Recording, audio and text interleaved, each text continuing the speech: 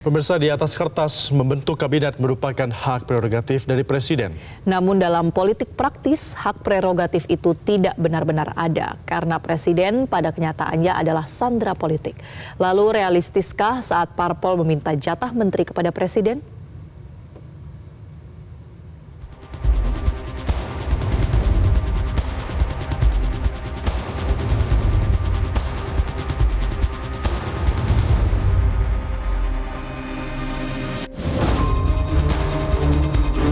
Jumat pekan lalu, Partai Golkar menggelar buka bersama di Hotel Mulia Nusa Dua Bali.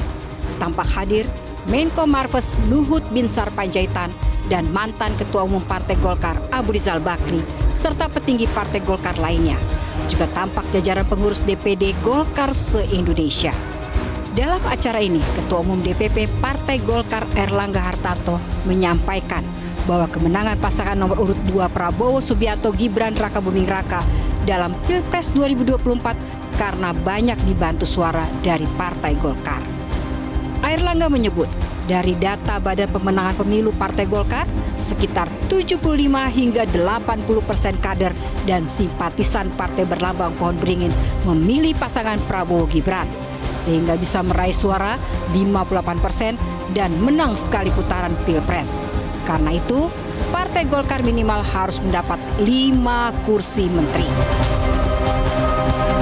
Saya sudah sampaikan ke Pak Prabowo sebagai capres dan cawapres terpilih yang sudah mendapatkan suara 58% dan dari data Bapilu, kali ini Golkar yang memilih Pak Prabowo dan Mas Gibran itu 75 sampai dengan 80%. Ini tertinggi sepanjang sejarah. Dan saya sampaikan ke Pak Prabowo, kontribusi Golkar ke Pak Prabowo, karena kita 15 dari 58%, maka kita kontribusi 25%, Pak Luhut. Jadi kalau 25%, kalau bagi-bagi, ya banyak-banyak sedikit boleh lah. Kalau yang kita sebut 5 itu minimalis. Tapi kalau dihitung proporsinya 25%, room masih banyak. Menteri Kabinet sendiri merupakan hak sepenuhnya Presiden untuk mengangkat dan memberhentikan, sebagaimana termaktub dalam Undang-Undang Dasar Pasal 17. Karena itu, dua partai pengusung Prabowo Gibran, PAN dan Partai Demokrat, mengingatkan bahwa pengangkatan Menteri Kabinet merupakan sepenuhnya hak prerogatif Presiden. Sepenuhnya menghormati hak prerogatif Bapak Prabowo sebagai insya Allah Presiden terpilih nantinya untuk kemudian menetapkan dan berbicara dengan pimpinan partai politik untuk kemudian menetapkan apa saja yang kemudian menjadi bagian dari hak dari partai-partai yang ikut mendukung beliau. Ya, jadi itu bagi kami PAN, domain itu ada di Ketua Umum. Dan tentu bagi kami akan menghormati sepenuhnya apa yang disampaikan nanti kelak oleh Pak Prabowo dalam menjalankan hak prerogatifnya. Menteri itu, penetapan menteri itu adalah domainnya Presiden. Dan berapa menteri kepada partai mana tentu itu juga menjadi hak prerogatifnya Presiden. Dan ini pasti akan dibicarakan dengan partai-partai, dengan pimpinan partai-partai. Saya kira Pak Prabowo sudah punya rumusannya lah, dan ya sebaiknya memang yang menjadi hak prerogatif Presiden ya biarkan Pak Prabowo untuk menentukan sikapnya gitu, untuk mengambil keputusannya. Domain yang diberikan kepada Presiden tentu itulah yang nanti kita tunggu apa keputusan terbaiknya untuk memberikan portofolio kepada masing-masing partai pengusung.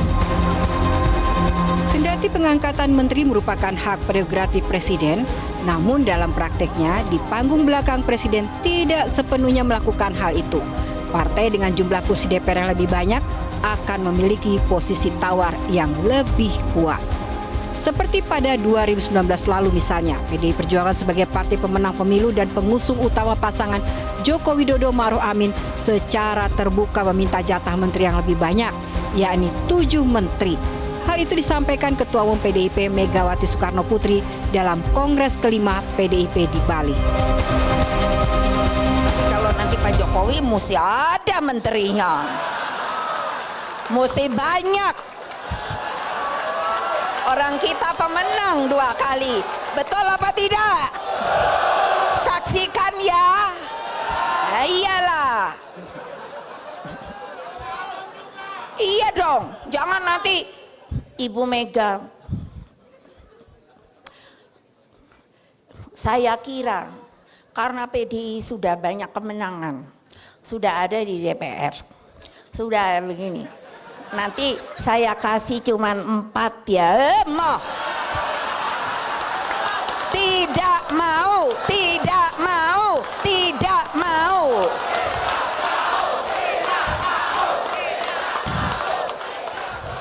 Iya dong. Orang yang nggak dapat aja minta. Ore, ore. Ini di dalam Kongres Partai Bapak Presiden. Saya meminta dengan hormat bahwa PDI Perjuangan akan masuk ke dalam kabinet dengan jumlah menteri yang harus terbanyak.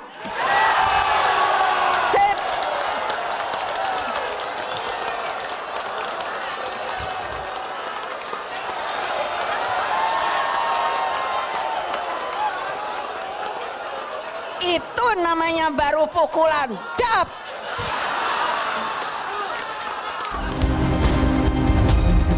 Pada akhirnya, PDIP benar-benar diberi 7 kursi menteri. Mereka adalah Sekretaris Kabinet Pramono Anung, Menkumham Yasona Lauli, Menteri Sosial Tri Risma Harini, Menteri Koperasi dan UKM Teten Masduki, kemudian Menteri Pan-RB Azwar Anas, Menteri PPPA Bintang Puspayoga, dan Menteri PUPR Basuki Hadi Mulyono. Jika kali ini Golkar meminta jatah 5 menteri, sebenarnya tidak berlebihan jika dibandingkan dengan jatah Menteri Golkar di Kabinet Indonesia Maju pimpinan Presiden Joko Widodo saat ini. Di sini, Partai Golkar mendapatkan jatah 4 menteri strategis. Mereka adalah Menko Perekonomian Airlangga Hartarto, Menko Maritim dan Investasi Luhut Binsar Panjaitan, Menteri Perindustrian Agus Gumiwang Kartasasmita, dan Menpora Dito Aryo Tejo. Kritik yang disampaikan partai anggota koalisi terhadap Golkar yang secara terbuka meminta jatah 5 menteri, rupanya membuat Ketua Umum Partai Golkar Airlangga Hartarto terlihat sungkan. Jika sebelumnya ia menyatakan sudah membicarakannya dengan Capres Prabowo Subianto, kali ini ia mengaku belum membicarakannya. Soal politik Pak Prabowo itu udah bertemu sama Pak Prabowo langsung belum Pak? Oh, itu masih dalam pembahasan, kita nunggu pengumuman besok. Tapi di Bali katanya minta 5 menteri Pak. Apa? 5 kursi itu apa aja Pak?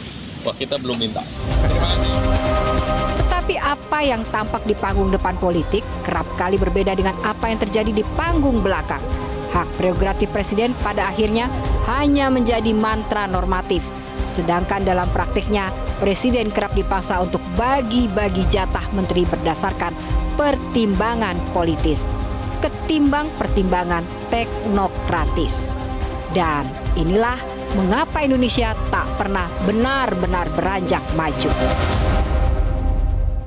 Jelajahi cara baru mendapatkan informasi. Download Metro TV Extend sekarang.